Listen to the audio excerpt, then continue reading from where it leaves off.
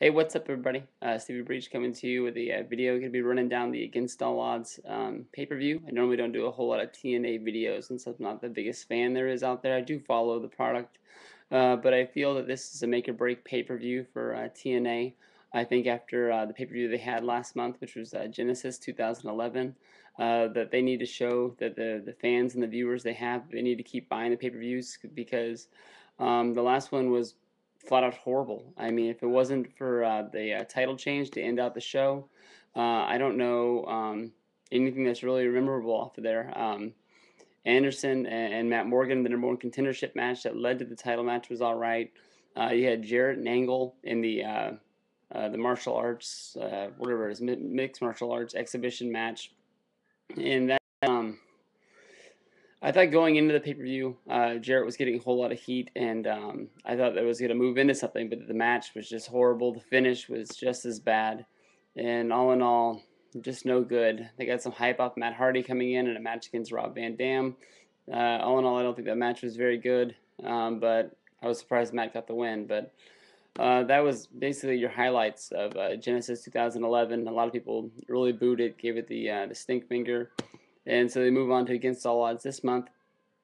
Headlining it's going to be Mr. Anderson against Jeff Hardy. You got to think, though the word was that they were going to put the belt back on to Jeff Hardy at the Impact tapings, but they didn't do it because of the ongoing court drama that Jeff is mixed into. So this match, I think they should have scratched and gone somewhere else because I think everybody knows that Jeff's not going to get the belt here. They didn't give it to him at the Impact taping. So I think everybody will be taking Anderson in this. You also got Beer Money involved in a six-man tag. It's Beer Money and Scott Steiner against Immortal. All in all, they're not using their tag team guys, which is pretty much the highlight of TNA right now. You got Generation Me, you got Beer Money, you got the Winter City Machine Guns. Machine Guns aren't even on the card for the pay-per-view.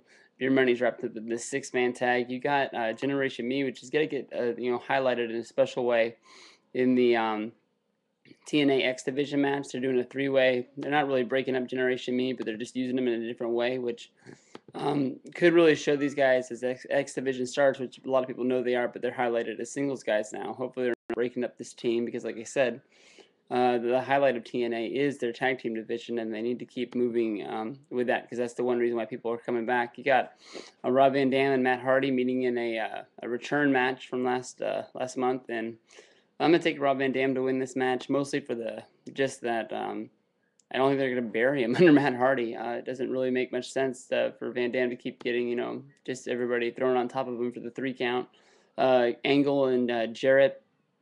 And this is the pay-per-view. This is the match that they should be repaying all the fans for last month's horrible MMA match. This is just a normal wrestling match, but you got a stipulation on top of there involving the Angle family and the Angle kids. I think they thought by adding in this special stipulation, it was going to make it more real in this fake wrestling match that people would care about it. But obviously, I think everybody just sort of is disgusted by this to bring the kids into this whole thing. If you want to bring Karen back and involve her in the Angle, do that, but don't involve the kids. And nobody liked it when WWE did this with Eddie Guerrero and Rey Mysterio at SummerSlam with the ladder match. That match was bad, and I think a lot of people think it's worse, mostly because the angle that was wrapped around it. So I'm not expecting much out of this, honestly. These guys know how to work, but I don't think they're going to be able to outlive all the criticism that's built into this angle. Samoa Joe worked himself onto the card against the Pope. I think that's probably going to be the highlight of the match tonight, or the highlight of the pay-per-view tonight. I think that's going to be your best all-around real wrestling match, and all in all, I hope they use both of these guys better in the future because these guys are getting swallowed up and not used at all. The breakup of Team 3D on here for the 15th time.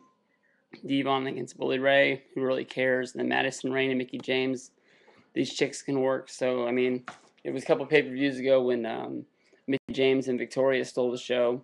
So maybe the chicks can do it again. But all in all, not looking much from this pay-per-view.